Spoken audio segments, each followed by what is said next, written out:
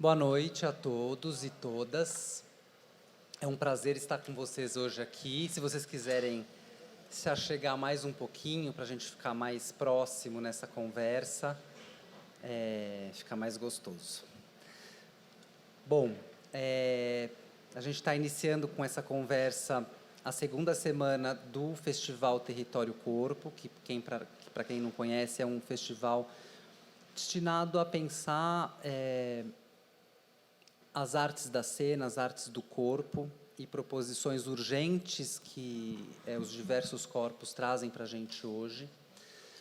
A temática para essa edição, que é a terceira edição, é o queer, entendendo o queer como um arco amplo, né, de proposição de corpos dissidentes. Hoje a gente está aqui com duas pessoas muito queridas e muito especiais que integraram e estão integrando o festival com as suas criações. Hoje a gente vai falar sobre essa cena e esse corpo especificamente, mais dentro da área da atuação e do teatro. A gente elegeu um título para essa conversa, que é o queer, o marginal e a cena. E eu acho que, para começar, é importante a gente delimitar o que a gente entende como marginal, né? E eu acho que eu estava conversando com o Ronaldo mais cedo, e me vem muito à cabeça duas imagens, né? Uma imagem de uma célula, e quando a gente pensa na margem da célula, é a membrana que dá contorno a ela, e é aquilo que recebe primeiro todos os fluidos, todas as informações necessárias para que a célula exista enquanto tal. Quando a gente pensa na nossa pele também, é aquilo que recebe primeiramente todas as nossas experiências e nos define como pessoas. Então, é dessas experiências que a gente vai tratar hoje. Eu vou fazer as apresentações, é formal, eu sei, mas eu acho muito importante. Então, hoje conosco a gente tem Ronaldo Serruia, é dramaturgo e ator do grupo 19 de teatro. Em 2009, fundou o Teatro Cunim, em São Paulo, para discutir a questão queer nas artes cênicas, onde atuou e escreveu a dramaturgia dos espetáculos Dizer e Não Pedir Segredo, Orgia ou De Como os Corpos Podem Substituir as Ideias e Desmesura. Em 2017, iniciou pesquisa sobre lugares de fala e representatividade, que gerou o espetáculo Plantar Cavalos para Colher Sementes, e a oficina Falo por Minha Diferença. Desde 2016, pesquisa e estuda as relações entre arte, HIV e AIDS, onde criou e idealizou, juntamente com o diretor Fabiano Dadado de Freitas, o projeto Como Eliminar Monstros, discursos artísticos sobre HIV e AIDS.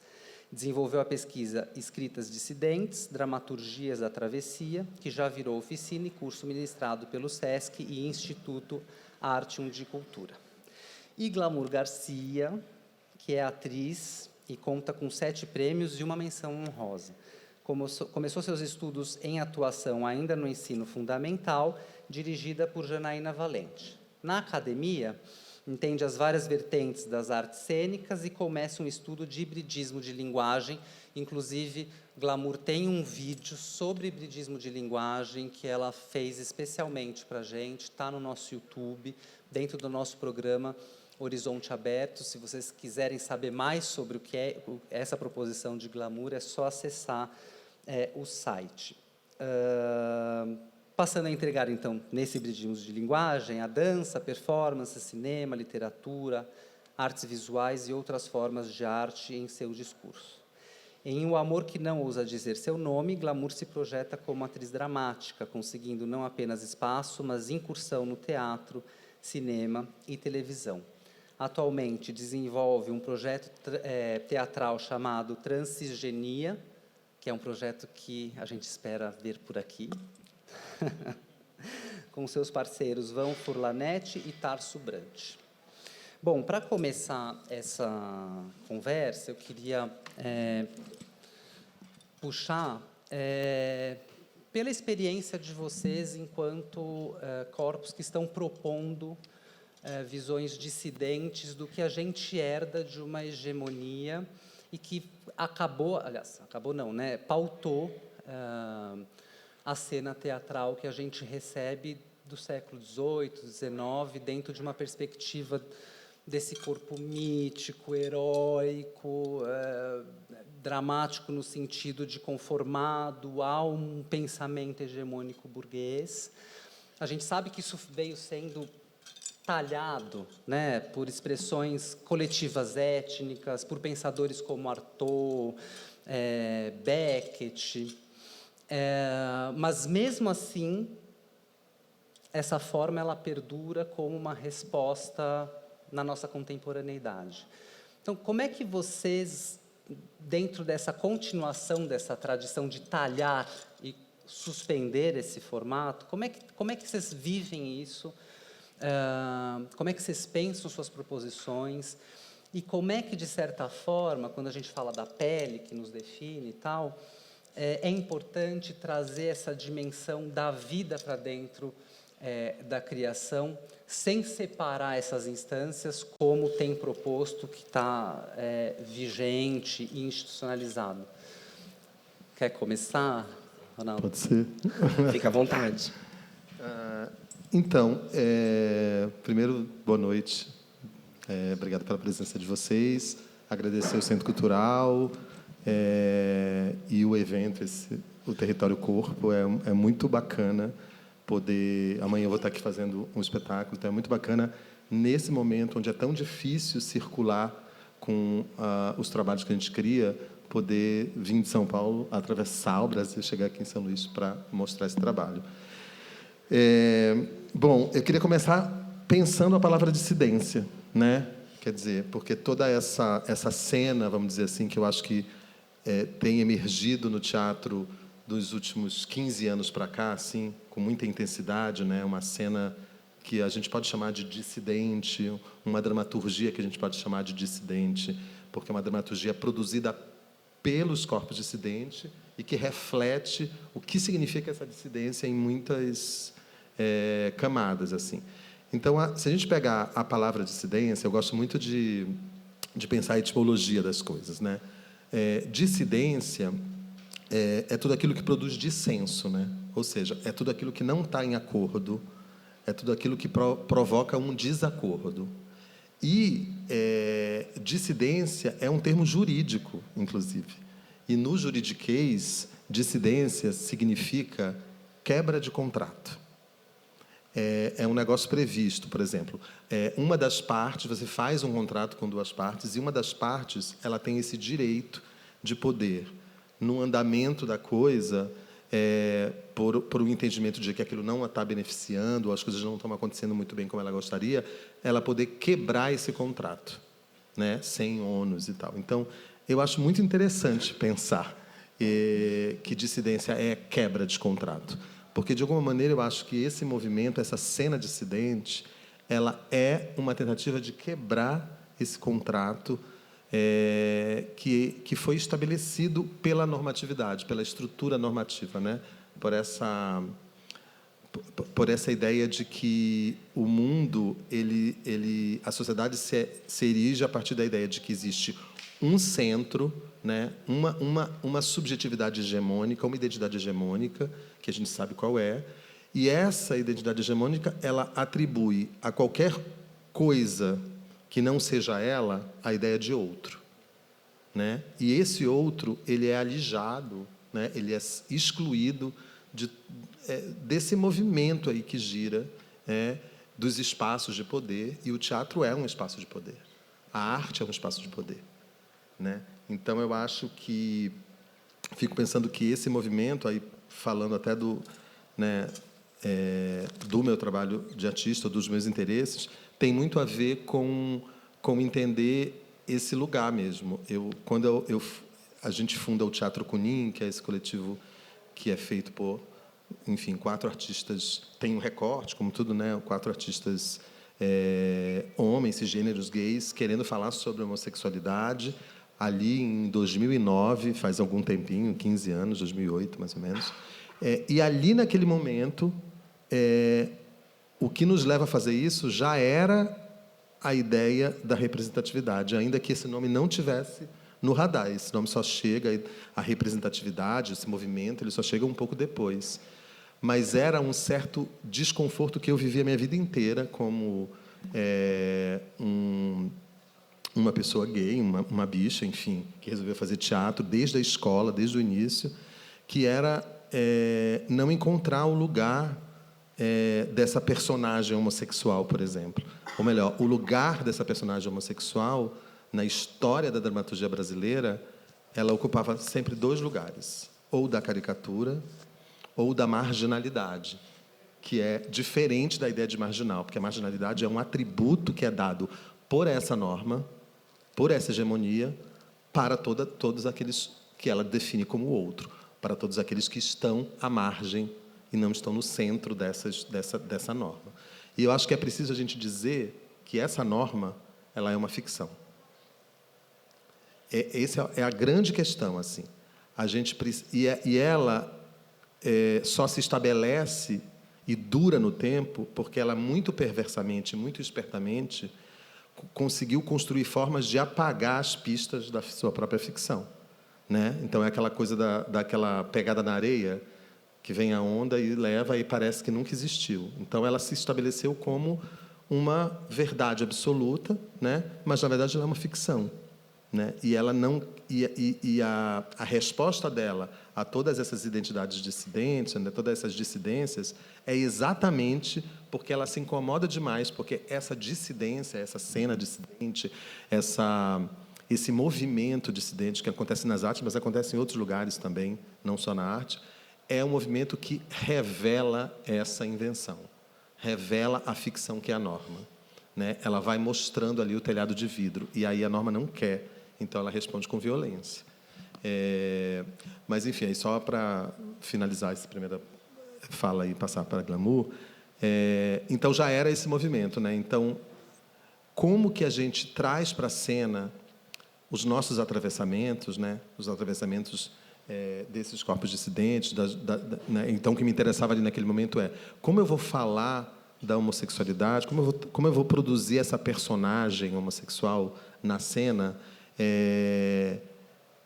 de uma forma mais complexa, né? Trazer as subjetividades e não criar esse personagem sempre chapado em 2 diapasões possíveis, que é a marginalidade e a caricatura. Porque também não é interessante para essa norma, e quando eu falo de norma, eu estou falando também, no caso do teatro, do cânone, daquilo que é estabelecido ao longo dos tempos, como o Gabriel falou muito bem, esse teatro que a gente herda, né? O teatro clássico, os clássicos, os grandes clássicos, que são clássicos mesmo, né? Porque, inclusive, são clássicos porque esses artistas estavam falando em um diálogo profundo com o tempo em que eles estavam produzindo aquelas obras. E é por isso que eles são clássicos, porque o teatro ele tem um compromisso profundo com o tempo. Eu acho isso cada vez mais. O artista de teatro tem um compromisso em, de alguma maneira, traduzir o tempo em que ele está. Então, eu acho que esse movimento é um movimento, esse movimento que surge nesses últimos 15 anos, com essa cena, que cada vez mais vai ganhando espaço, essas autoficções, né, esses processos autobiográficos. Eu acho que tem, sobretudo, esse desejo desses corpos dissidentes assumirem o lugar de sujeito das suas próprias histórias, né? Porque a gente foi, durante muito tempo, objeto, né? Alguém estava escrevendo sobre a gente e não estava escrevendo direito. Então, a gente vem agora e vai escrever certo. Bom, aproveitando tudo que você está conversando já, eu, pelo menos, tenho essa percepção de que, assim, o teatro é uma produção de conhecimento muito antiga, assim, né? O teatro nesse lugar de gestualidade, corporeidade, entendimento dos nossos próprios limites, né? Uma produção de conhecimento artística que ela tem como como matéria-prima, né? A nossa sentimentalidade, a nossa corporeidade, a nossa expressão natural. Mas ela é uma ferramenta, conforme ela vai evoluindo na sociedade, ela é uma ferramenta para a produção, assim, ela é uma produção de conhecimento em prol de contar, na verdade, para a humanidade, a própria história da humanidade, né? O ser humano vai fazendo essa comunicação, cria-se, formaliza-se, tudo isso que a gente entende hoje como apresentação, peça, público, né? O teatro ele tem alguns, você usou na verdade esse termo hoje, alguns cânones, né? Bastante ainda engessados, que vêm desse lugar de, por ser uma produção de conhecimento que conta a história da própria humanidade, ela vai estar assim, né, infectada muitas vezes, contaminada, né, de uma série de pensamentos e formas de rotular, hierarquizar, limitar, né? E não é simplesmente delimitar, né? Criar o limite, é limitar mesmo, né? Vir e cercear, cercar, agredir, violentar, né? O teatro também, apesar de a gente enxergar o teatro como sempre uma expressão eternamente livre, na verdade, ele está bastante ainda, né, com esses resquícios, né, de ser também um impositor, né, um impositor de histórias, um impositor de contextos. Com isso, eu digo assim, como mulher trans, de uma pessoa bastante jovem, tenho 34 anos, mas eu ainda sou de uma geração que absorveu o teatro nesse lugar muito canonizado e nesse lugar muito hierarquizado, né? Mesmo quando eu saí ali do início do que eu chamo de carreira, 20 anos atrás exatamente, né? Passei todo esse início de percepção, início do que eu chamo hoje de profissão, do que eu chamo hoje de vida, dentro de um contexto escolar, né? Tive, durante a adolescência, contato, né, com a Janaína, que você mencionou, foi minha professora, e assim, essas primeiras vivências, hoje eu vejo, né, muito hierarquizadas, mesmo com a Janaína tendo sido uma pessoa incrível, super aberta, né? Ali eu me entendo como vou falar por que eu estou falando isso, eu vou fazer um prospecto entre eu mesma e tudo isso. Ali eu comecei a entender e ter percepções. Falei, não, calma. Quem sou eu? Né? O que eu faço no mundo? Né? A partir do momento que eu tive contato com essa produção de conhecimento, mesmo ainda muito hierarquizada, dentro de um processo escolar, eu já começo a fazer várias reflexões filosóficas, até mesmo de quem eu era. Por que eu estava agindo da forma como eu agia? Por que eu não quebrava? Por que não quebrar a forma que estava me sendo imposta sempre? E eu realmente quebrei, né? Foi o contato com o teatro, foi essa vivência com esse grupo, com essa professora que vai eliminando alguns espaços que estavam muito limitados, né? Dentro do meu entendimento de dia a dia, de vida. E por que eu falo isso? Porque, assim, ficava sempre aquela coisa, né? Eu falei da geração que eu sou, da idade que eu tenho, porque ficava sempre aquela coisa. A pessoa louca, a pessoa que não está equilibrada, a pessoa que está realmente numa marginalidade. Ah, não. Além de ser viado, vai fazer teatro. Né? Uma coisa recorrente, né? Quase que um diagnóstico maligno, né? Que é colocado sobre aquele corpo que vai estudar essa produção de conhecimento e que, no meu caso, tinha várias outras questões ligadas à orientação, à identidade, que eram muito fortes para mim. E com o teatro, experimentando a possibilidade de usar a sentimentalidade, a gestualidade, a corporeidade, a minha própria cognição para produzir um diálogo com o público através das personagens, eu vi que também aquele processo de construção com essa sentimentalidade estava me colocando num outro lugar reflexivo. Ou seja, eu acabei, pelo menos, e acredito muito, que existe todo um processo que a arte realmente ela é capaz de mudar a nossa vida. Eu acho que essa mudança ela ocorreu em todos os momentos. Mas, voltando a falar, para finalizar também, desse lugar enrijecido do teatro, o que eu acho que acontece? Que eu acredito que outras coisas que eu quero falar ainda nessa linha de pensamento vão aparecer aqui, então vou dar uma finalizada. É muito complicado, né? Eu acompanhei, não só nesse início, mas em todo o processo, assim, do início dos meus estudos, do início da minha vida profissional, do início da minha vida acadêmica, até o momento mesmo onde eu tenho não só mais um espaço como uma pessoa conhecida ou que estava levando seu trabalho para os ambientes que ocupava, mas quando começa ali algo mais concreto, eu vejo que existiu nas minhas experiências de trabalho, nas minhas trocas, seja com o público ou com os profissionais que eu trabalhei, existia muito claro um processo de hierarquização, sim. O meu trabalho, hoje eu tenho total consciência disso. Claro que nos momentos que eu vivi mais jovem eu não tinha, mas existia uma hierarquia assim, em relação ao meu corpo naquele espaço. Eu sempre tinha que vivenciar a militância da minha escolha como profissional e da minha escolha como mulher, da minha escolha como pessoa, né? Muitas das experiências até que eu vivi, hoje em dia, eu tenho total consciência de que era um abuso psicológico, um abuso físico, um abuso sexual, inclusive. Muitas outras coisas, hoje em dia, que eu cheguei a viver de forma assim, literal. Hoje em dia, a gente tem a completa consciência que não se pode fazer isso, que isso é um abuso mesmo, sexual, no caso, até estou dizendo. Então, assim, não é só que os nossos corpos, principalmente o corpo das mulheres trans, né, vou falar nesse recorte, claro, tem os homens trans, né, tem as mulheres todas, sejam cis, sejam trans, sejam homo ou hétero.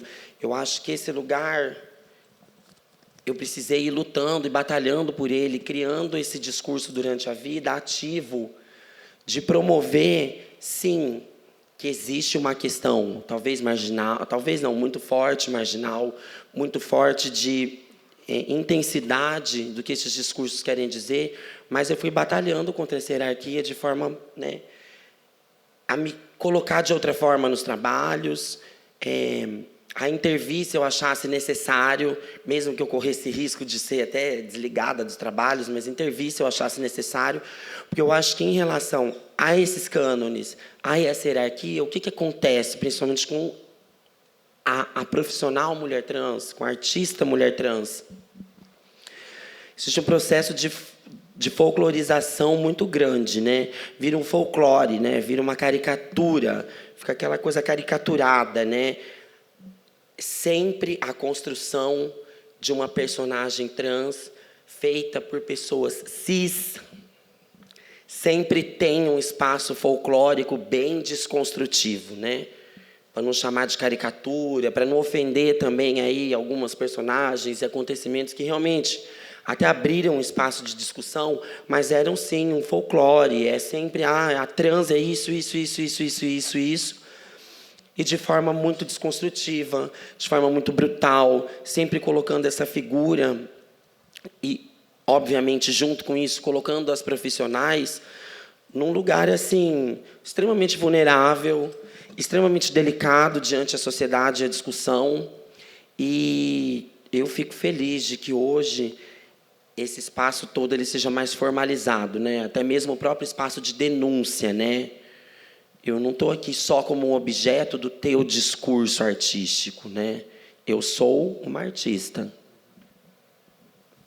Pensando nessa lógica herdada, né, o que eu sinto é que existe ela não faz mais sentido no nosso tempo, né? Eu acho que não tem mais eco, ela não comunica mais, a não ser realmente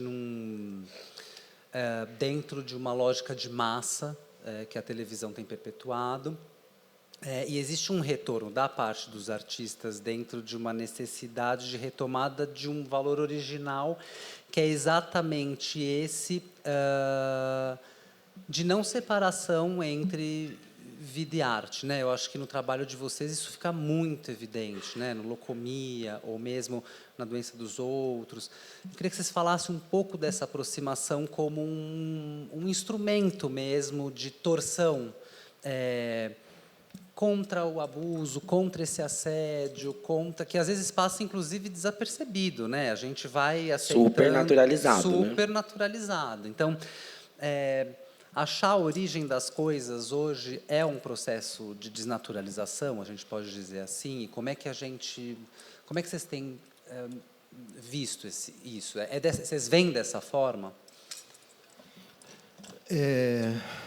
Pegar só um ganchinho aqui para emendar, porque eu acho que quando a gente fala do cânone, a gente está falando O cânone é uma espécie de eco da própria norma, né? Ou seja, o cânone é um jeito também que a norma conseguiu usar para se perpetuar nos espaços que ela reconhece que são espaços de poder. Então, quando a gente fala de cânone, a gente está falando de cânone na arte, de cânone na academia, né? Nos lugares onde existe produção de conhecimento, produção de saber e, portanto, produção de poder, né?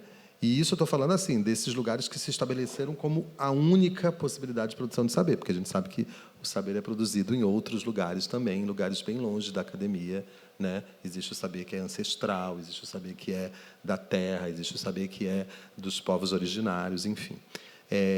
Mas esse cânone, como ele é um eco da norma, ele se estabelece, como tudo da norma, através de pressupostos éticos universalistas. Por que eu estou dizendo isso?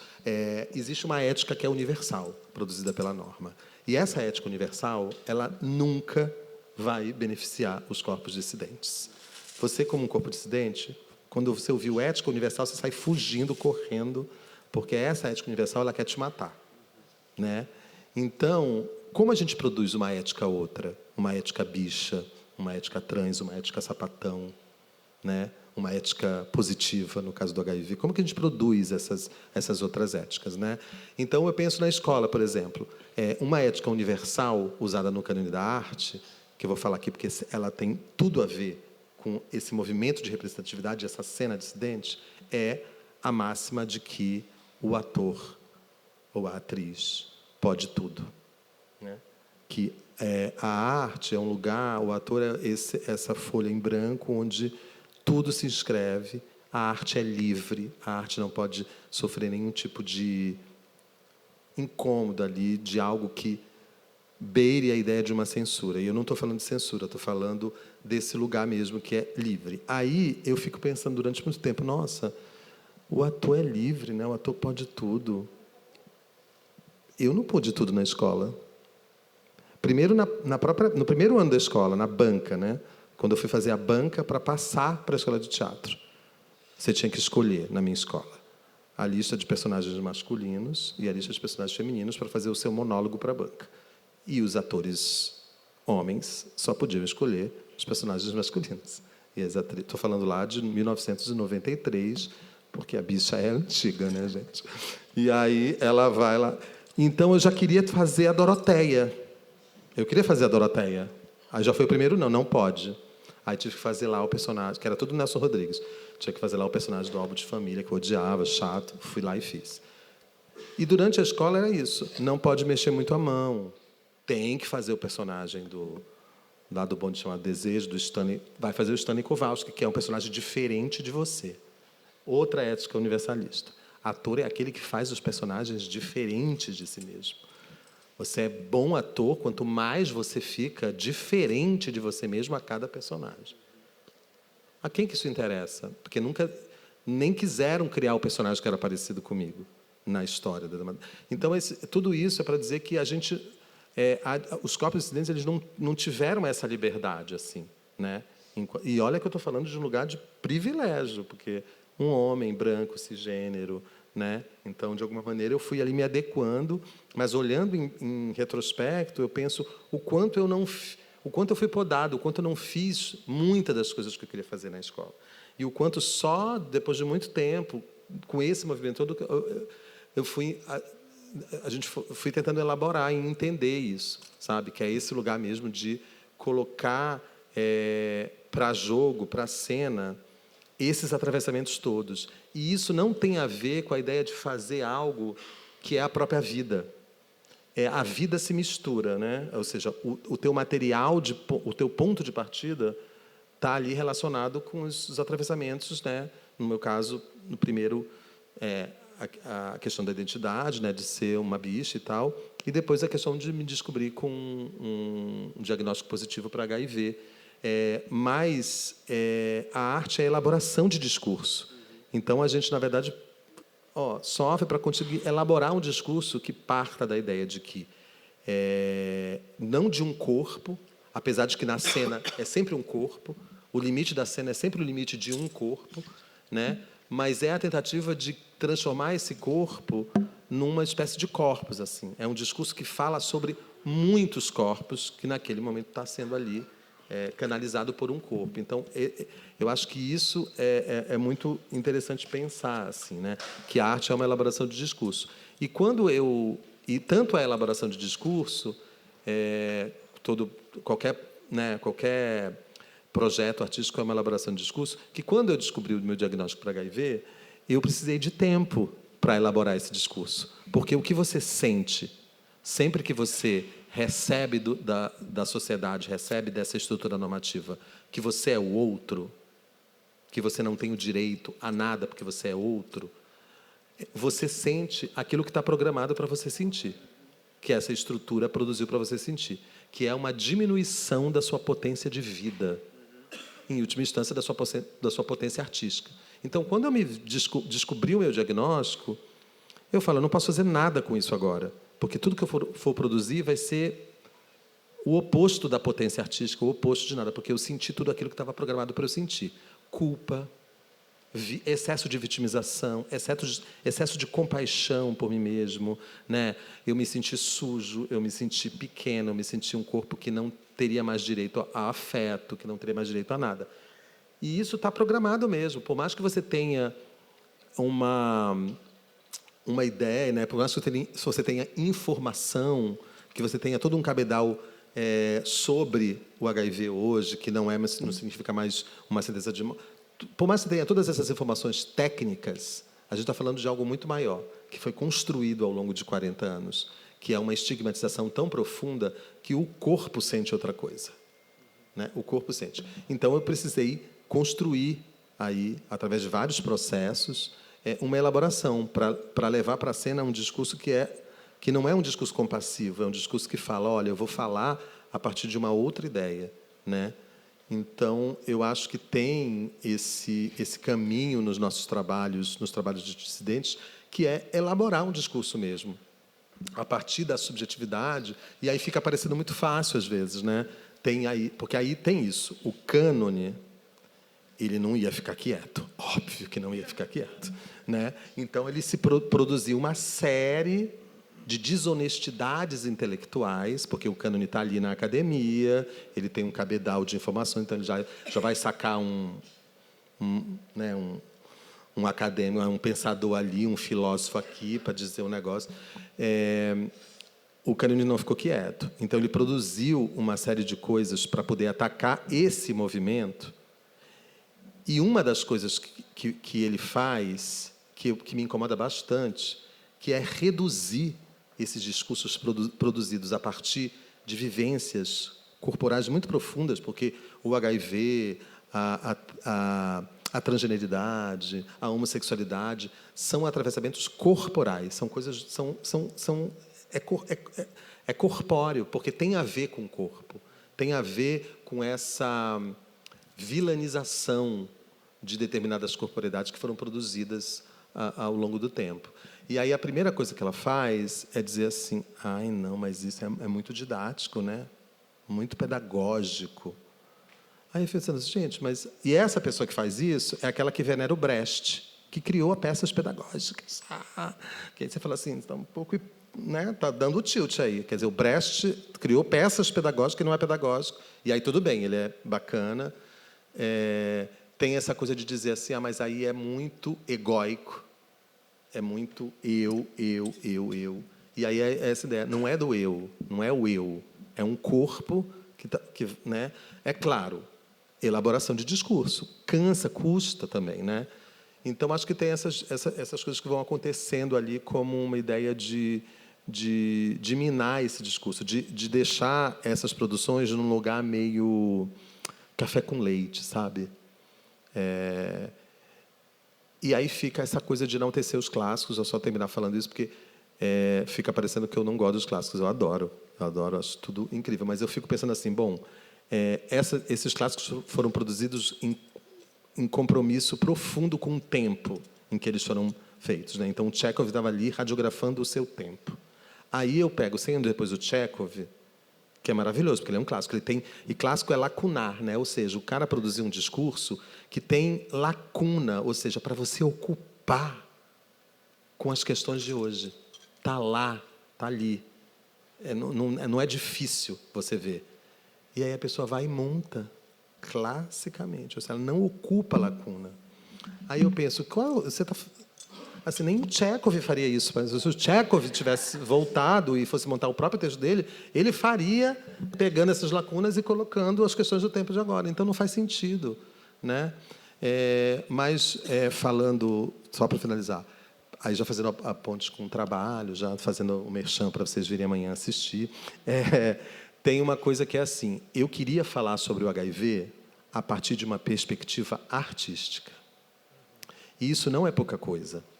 Porque, durante 40 anos de epidemia da AIDS, né, a gente vai pensar assim, são 40 anos. Não é 4 dias, nem é 4 semanas, nem 4 meses, nem 4 anos. É um tempo. Né? Foram produzidos muitos discursos sobre o HIV, do ponto de vista artístico, mas a maioria desses discursos foram produzidos obcecados com um tempo histórico bem definido da epidemia, que dura 40 anos, que é os primeiros 15 anos. Aí eu falei, gente, tem uma equação matemática. Nem sou muito bom de matemática, mas tem uma questão aí, gente. Porque se a epidemia dura 40 anos e 90% das coisas produzidas sobre ela se concentram nos primeiros 15 anos, falta a gente falar sobre o HIV de hoje, de 2022. Né? Porque o HIV de 1980, a gente já conhece, já tem um marciano chegar aqui daqui a 300 anos na Terra devastada para estudar a coisa, ele vai conseguir saber o que foi o HIV da década de 80, porque já tem muito material. E, fora isso, eu não queria falar do HIV sobre uma perspectiva da ciência, porque a ciência já conseguiu elaborar o discurso e já produziu os seus conhecimentos. E também não queria falar do HIV sobre uma perspectiva de saúde pública ou de ativismo social. Eu queria falar sobre o HIV artisticamente, porque existe um lugar de pensar, a partir do HIV, a estigmatização dos corpos, a ideia de doença, de como a gente lida com a ideia de doença socialmente. O HIV é uma doença social, sobretudo. Né? Porque as doenças são também, elas se estabelecem numa perspectiva social. A Covid é uma doença social também. E todas as doenças que a gente ainda vai ter que enfrentar, elas se estabelecem socialmente, não só cientificamente, não só corporalmente, mas socialmente. E isso para mim era muito importante, assim. E eu acho que tudo isso é assunto da arte. Então me incomoda muito ter que ouvir, como eu já ouvi de curadores de lugares, falando assim, mas aí é melhor ele mandar esse projeto, uma coisa mais nichada, né? Um edital do Ministério da Saúde. Eu já ouvi isso. Eu falei assim, eu vou pedir um dinheiro para o Ministério da Saúde, gente. Se eu estou fazendo teatro, o Ministério é a cultura que tem que me dar dinheiro. E a saúde já está arrasando em São Paulo e já criou, esse ano, o primeiro edital artístico para coletivos falarem sobre HIV. Então, a saúde já está além da cultura, nesse sentido. Já entendeu que também o HIV é uma questão de arte. É possível discutir isso a partir de uma perspectiva artística.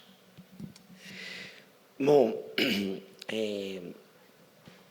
contribuindo com o que você está falando, também respondendo o que você perguntou, eu, na minha história, na minha perspectiva pessoal, o que eu comecei a sentir, né, muito forte, cada vez mais forte, desde que eu entrei em contato pela primeira vez com o teatro. Eu me sentia, e sinto até hoje, acho que isso é a melhor parte, né? Naquela época eu sentia de uma forma muito carregada de sentimentos desconstrutivos. Hoje não, hoje eu vejo isso como a melhor parte do que eu me envolvi, né? Por que eu me envolvi com essa produção de conhecimento? Porque eu não conseguia me conformar, não no sentido de só com as ideias, ideologias, os pensamentos. Eu não conseguia me conformar com o espaço que estava delimitado para mim. Você falou do seu teste, eu lembro quando, uma das vezes que eu tentei 2 vezes prestar EAD. Na segunda vez, eu já estava na faculdade, e na época, ali no final dos anos 2000, quando eu fiz os 2 testes, você podia... Eu não lembro como era direito, isso exatamente. Escolher uma pessoa para fazer eu acho que não, tinha isso, mas tinha ali uma quantidade de obras ou de artistas que você podia escolher. Não era separado em gênero, mas tinha uma listagem. Eu lembro que, numa das tentativas, eu fiz Medéia, que foi um papel que depois eu fiz um trabalho sobre, né? Eu interpretei Medéia no teatro, que, assim, eu amo o teatro também por isso, né? Por ele ser essa produção de conhecimento que elabora a história da humanidade, foi criando-se também, eu acho que isso ultrapassa o cânone, né? Mas foram criando-se esses arquétipos da humanidade através desses textos mais clássicos, né? Desse entendimento. A humanidade foi criando um entendimento de si própria através desses arquétipos teatrais. Medéia, Hamlet, sei lá, Blanche de Bois, tem vários aí, dá para escolher vários nesse lugar da literatura teatral, né? Eu acho isso muito interessante. Amava a Medéia por causa disso, mas isso eu lembro até hoje, acho que isso foi em 2009, né? Se eu não estou esquecendo. Foi um choque tão grande a hora que eu entrei ali, caracterizada da Medéia que eu caracterizei, né? Eu usei um tecido, uma viscolaicra azul, que ela tem um caimento já, né? Adornei aqui meu cabelo como se fizesse uma coroa com um enfeite de Natal. Eu amei tudo que eu fiz. Fiz uma maquiagem bem vermelha, que, assim, eu adorei montar aquela personagem, né? E eu me lembro que a primeira impressão foi esse choque. Esse choque ali da banca. Por que eu estou retornando com essa lembrança? Porque o teatro ele também foi usado como uma arma castradora total. Assim como a atuação foi usada como uma arma de castração total da subjetividade humana, né? Quando você leva a atuação, que para mim é a produção de conhecimento mais interessante que existe, de verdade, senão não seria atriz, senão não amaria o que eu faço. Mas, assim, infelizmente, a atuação, muitas vezes, ela é usada como um disseminador de hierarquias assassinas. Isso é o que mais me entristece. Assim, eu acho que hoje em dia vai se tornando cada vez mais, eu espero que se torne sempre esse mote de eu continuar sendo atriz, porque, para mim, toda atriz é militante. Se for brasileira, não tem como.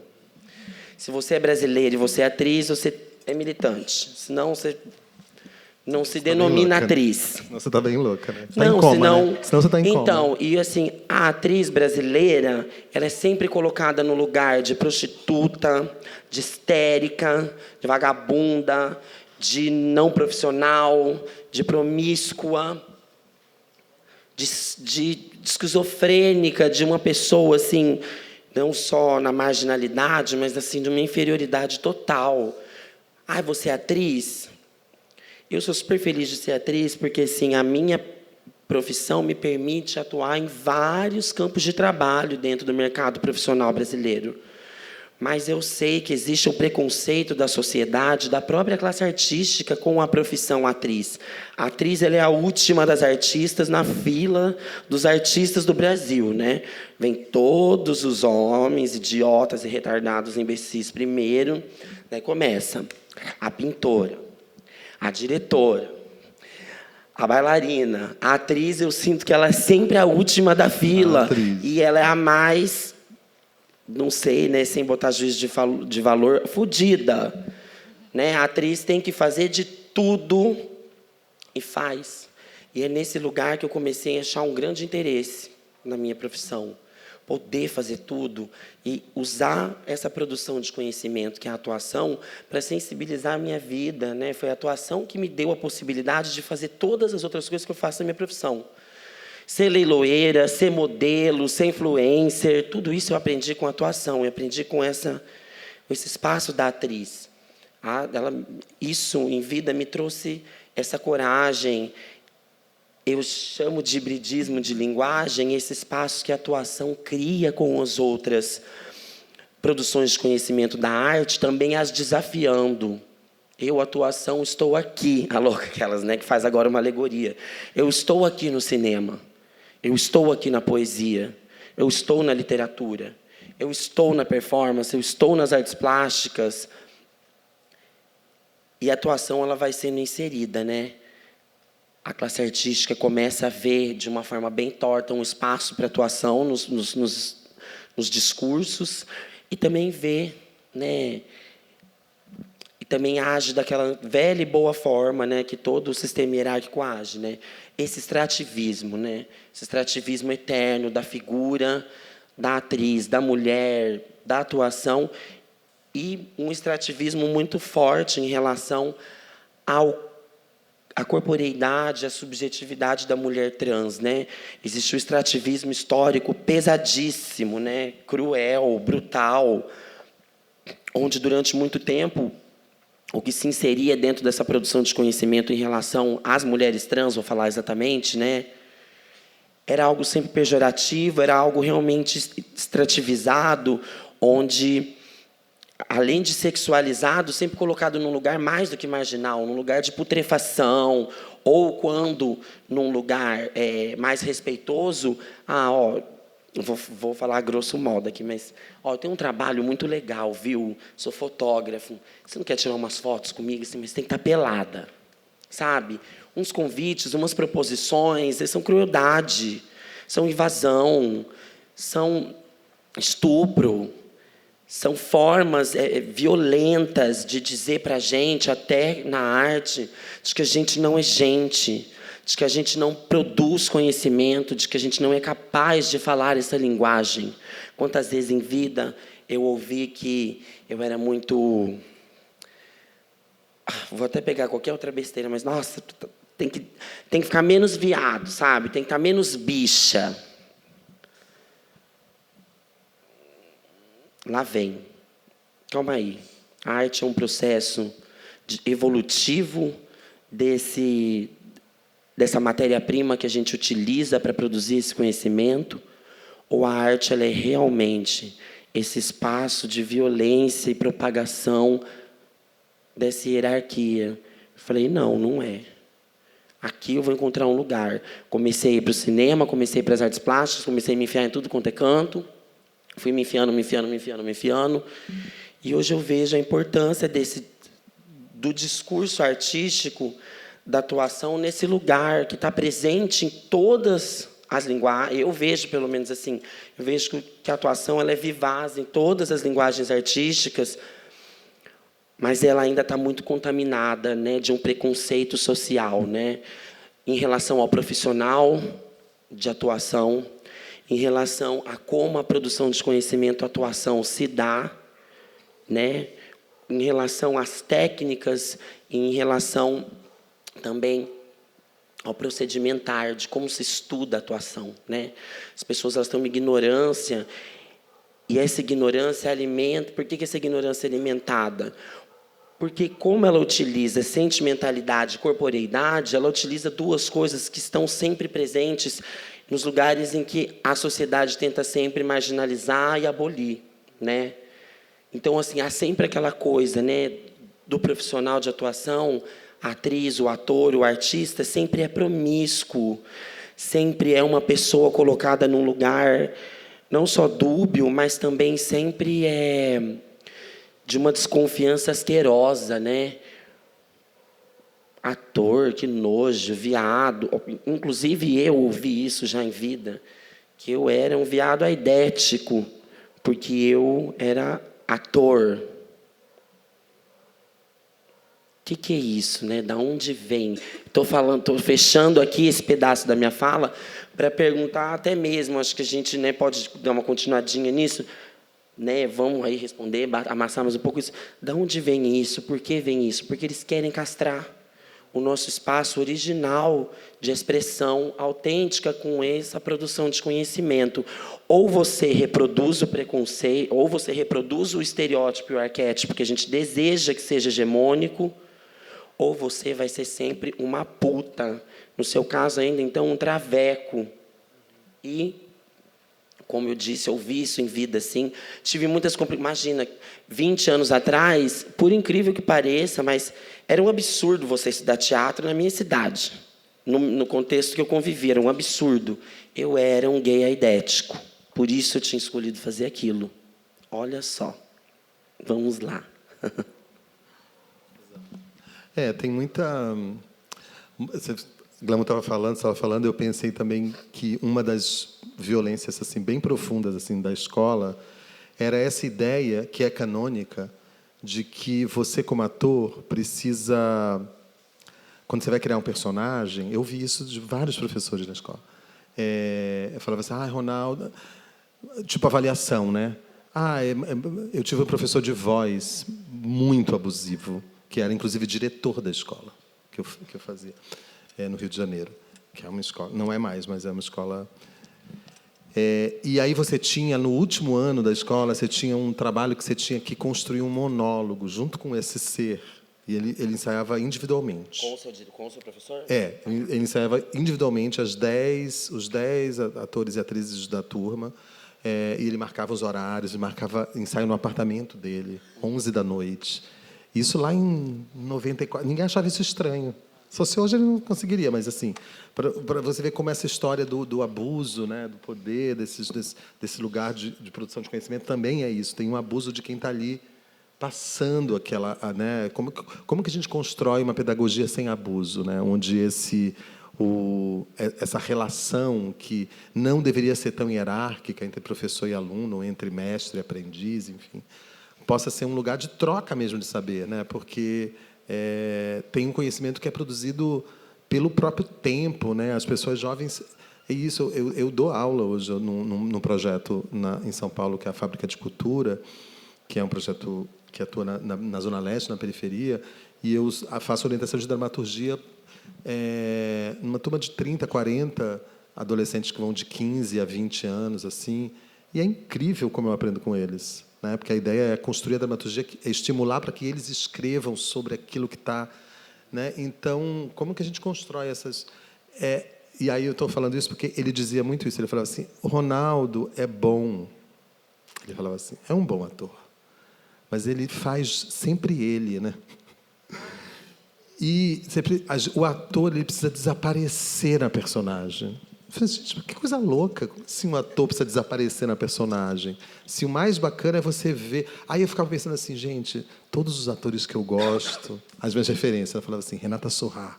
A louca. Ela não desaparece nenhuma personagem dela. Fernanda Montenegro, ela não desaparece nenhuma personagem. Marília Pêra, eu falei, eu não vou desaparecer, Cássia não. Kiss. A Cássia Kiss, larga. Mas isso aí é encosto, né, amiga? Não, mas agora a gente descobriu que ela nunca saiu do personagem dela. Isso, exatamente. Isso aí é outra coisa. Aí eu falo assim, quer saber, eu quero continuar sendo eu, então, nos personagens, não quero desaparecer. Assim, tem essa produção, né, dessa violência, que tem a ver um pouco com isso, que também é usado para desmerecer e apequenar essas produções que estão sendo feitas hoje, né, que são sobre esses atravessamentos. A ideia de que, não, mas não me interessa você, mas aqui não sou eu. É uma elaboração sobre um processo, né, que diz respeito a muitos outros corpos, que não é o meu. Então, aí tem a última coisa sobre isso, que é a ideia também, às vezes, que vem desse cânone deslegitimando, que é essa fala assim, mas vem cá, você vai escrever sempre sobre essa coisa de bicha? Você vai sempre escrever, quer dizer, você vai sempre escrever sobre... Né, perguntava para a Renata, você vai sempre falar sobre travesti, sobre transgeneridade? Aí dá vontade de responder, não sei. Provavelmente não. Mas, provavelmente eu vou montar as 3 irmãs um dia. A louca. Mas eu vou montar as 3 irmãs a partir do meu olhar de bicha. Esse olhar eu não vou abrir mão nunca. Porque ser bicha, ser travesti, né, ser uma pessoa vivendo com HIV, ser lésbica, isso é ser sujeito político, são identidades políticas. E a gente não quis ser político, a gente precisou ser, porque senão a gente não sobreviveria, né? E aí ser bicha molda o meu olhar para o mundo. Eu olho o mundo a partir do meu olhar de bicha. E eu demorei muito tempo para entender que isso é uma riqueza, porque a gente passa a vida inteira ouvindo que a gente não deveria, que eu não deveria ser bicha, que eu não deveria olhar para o mundo. Se eu não deveria nem ser bicha, como é que o meu olhar para o mundo seria bicha? Então, quando você consegue conquistar recuperar essa autoestima roubada, né, você firma um ponto ali que é importante. Ser bicha é ser um sujeito político. Então, eu vou falar sobre o que eu quiser, sobre muitas outras, inclusive porque a minha peça de bicha, a minha peça de HIV, ela não fala só de HIV, ela fala de muitas outras coisas, entendeu? E aí a gente nunca vai falar sobre uma coisa só, né? A peça da Renata, o Manifesto, que vai estar aqui não fala só sobre a identidade, ser travesti, o que é. Fala, parte disso, mas fala de tantas outras coisas, né? Então, é isso, não abrir mão desse olhar. Firmar o ponto de dizer, não, isso aqui é um referencial, é um olhar para um mundo. Então, eu vou fazer o Nelson Rodrigues, até se eu quiser, mas vai ser pelo meu olhar bicho. Rapidinho, né, que eu acho que a gente em breve tá finalizando. Eu, assim como você também, né, acho que a gente sempre é muito criticado, principalmente no começo, quando a gente ainda está...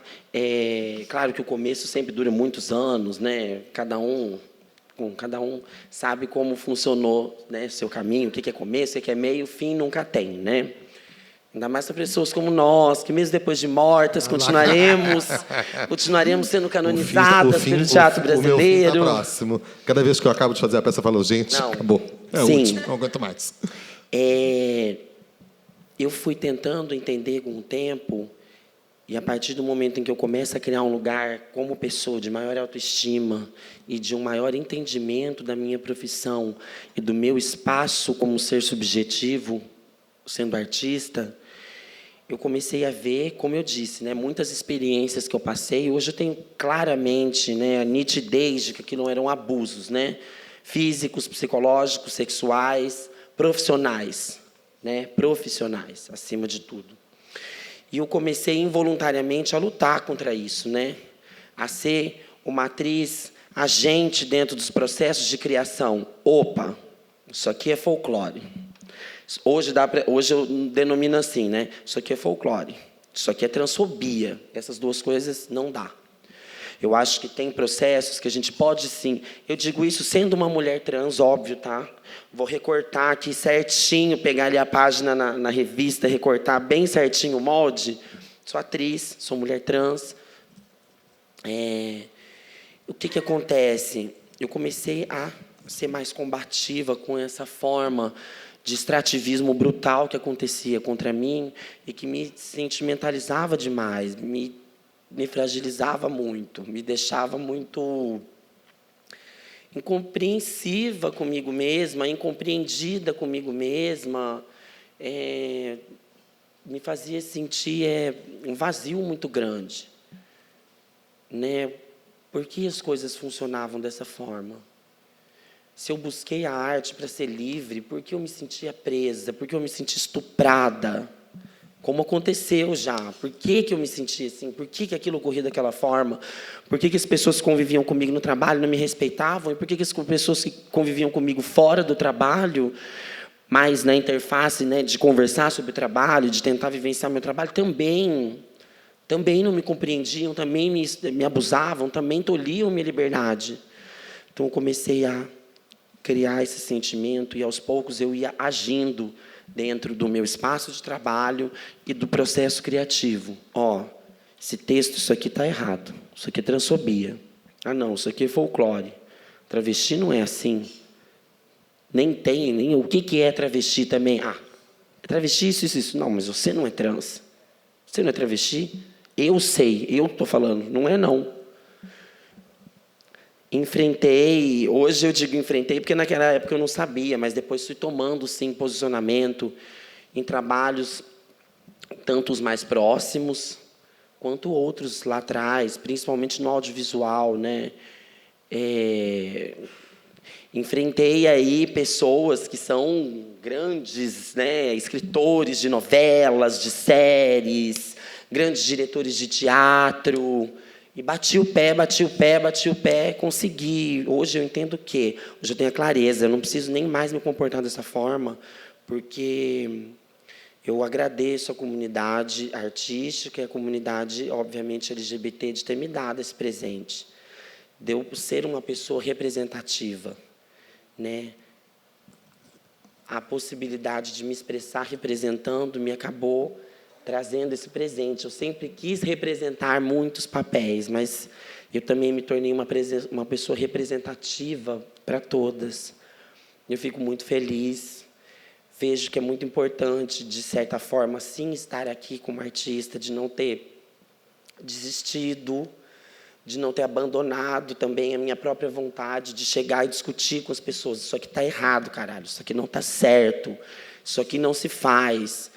E hoje poder propagar, né, esse outro espaço que a gente quer criar para a nossa subjetividade, e, acima de tudo, para o nosso espaço, como pessoas, como profissionais, como artistas, reconstruir o nosso espaço dentro das instituições, reconstruir o nosso espaço dentro da academia e se posicionar, não se apoderando, porque nós somos usurpados, nós somos extrativizados, nós somos agredidos. Eu tenho um discurso de paz, honestamente. Eu não tento me inserir. Eu acho que a violência, ela é uma ferramenta. A agressão é uma covardia. Então, a partir do momento que eu chego violenta, talvez eu esteja me posicionando, mas eu não tenho interesse, de forma alguma, de agredir ninguém. Eu só espero que as pessoas entendam que nós fomos agredidos de formas brutais, que, inclusive, estão nos nossos trabalhos até hoje.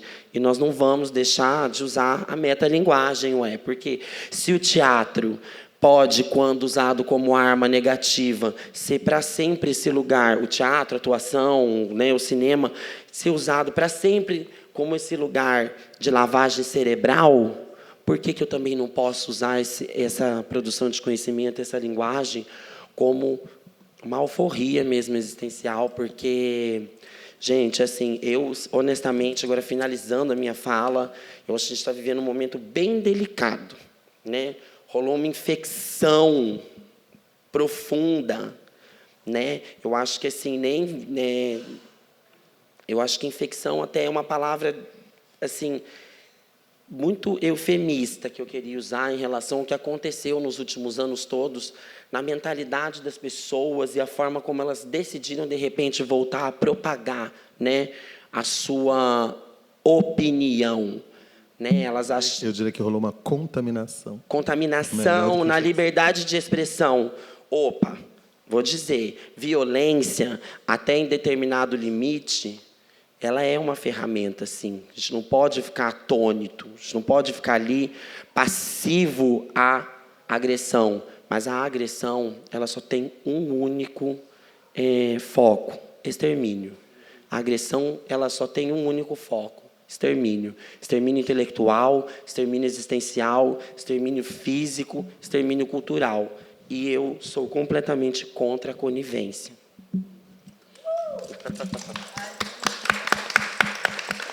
É muito bom ouvir vocês e ver que é isso. Acho que para estar na vida hoje é um risco muito grande. E é bonito ver que vocês não abrem mão do risco, né? Porque eu acho que a gente só tem experiência com risco mesmo. Não tem outra forma e é isso. Gente, muito obrigado. Obrigada, gente.